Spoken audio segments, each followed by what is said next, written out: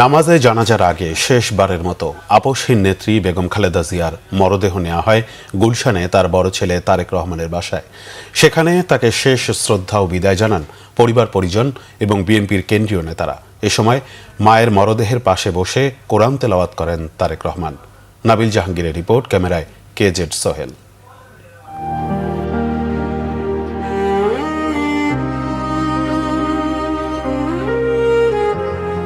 বুধবার সকাল ৯টার কিছু আগে রাজধানীর এভারকেয়ার হাসপাতাল থেকে বের হয় বেগম জিয়ার মরদেহ বহনকারী গাড়িবহর। দিনাজপুরের সেই ঘর থেকে ইতিহাসের পথে হাঁটা।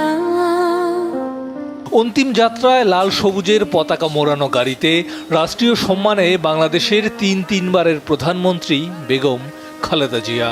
প্রথম নারী প্রধানমন্ত্রী গড়লেন ইতিহাসের ধার। সংসদে ফিরল কণ্ঠস্বর, উঠল মানুষের গান। বহুবার তিনি এ পথে ফিরলেও এবার ফিরছেন নিথর দেহে, শেষবারের মতো বিদায় বেলায়। সোয়া ৯টায় বেগম জিয়াকে বহনকারী গাড়িবহর পৌঁছায় গুলশানে অবস্থিত তার বাসভবন ফিরোজার পাশে বড় ছেলে তারেক রহমানের বাসভবন ১৯৬ নম্বর বাসায়। খালেদা জিয়া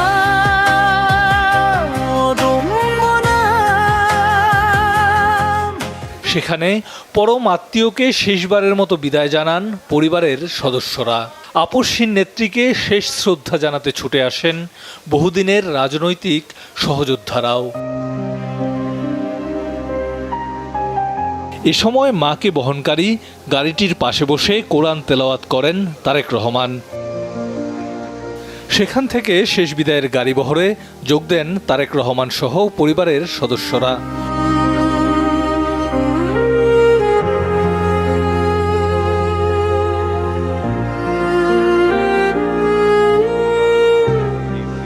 পরে ১১টা ৫ মিনিটে বেগম জিয়াকে বহনকারী গাড়িবহরটি আবারও মানিক মিয়া এভিনিউর উদ্দেশ্যে যাত্রা শুরু করে।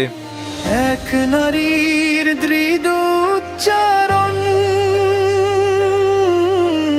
হয়ে থাকে জাতির অনুপ্রেরণা। নাবিল জাহাঙ্গীর, বাংলা ভিশন, ঢাকা। খালেদা জিয়া